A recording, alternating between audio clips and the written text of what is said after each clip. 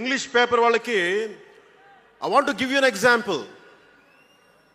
Who said Pawan Kalyan changes from left, right and center? Let me tell you this. One example from one of your journalist brotherhood, from your journalist brethren, Sri M.J. Akbar. He wrote a book called Riot After Riot.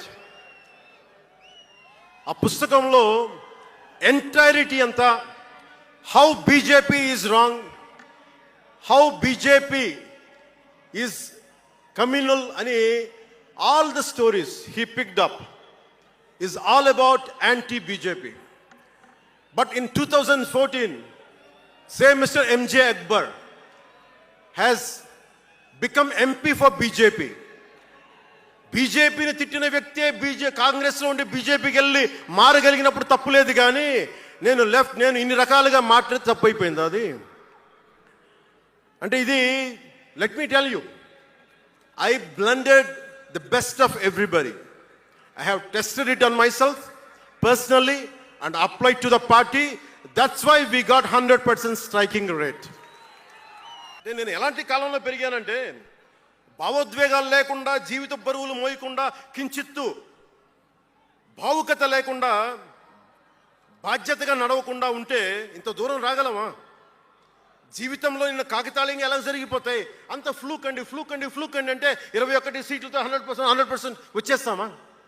151 సీట్లు ఉన్న ఆ పార్టీని 11 సీట్లకి రానివ్వగలమా? ఎంత పోరాటం చేశాం మనం, ఎంత నలిగాం. వైజాగ్లో మన ఎమ్మెల్యేలు ఎంతమందిని జైల్లో పెట్టారు, ఎంత భయభ్రాంతులను చేశారు. బయటికి వస్తే ఆ రోజు నన్ను అందరూ అడిగారు, మీరు వెంటనే ప్రధానమంత్రి గారికి చెప్పండి, ఫోన్ చేయండి, మీకు తెలుసు కదా అంటే, నేను ఒకటే అన్నా, ప్రజల్ని కాపాడటానికి వచ్చాను నేను, నన్ను కాపాడమని ఎవరిని నేను అడగను, ప్రధానమంత్రి గారైనా సరే. ఇది నా నేల, నా పోరాటం ఇది. నా మీద చెయ్యి వెయ్యమని చెప్పండి, చెప్తాను నేనేంటో అని చెప్పాను. అంటే నేను ఎవరో వస్తారని నేను ఎప్పుడు చేయను, నేను ఎంత నిలబడగలను అదే నా మెజర్ అంతే.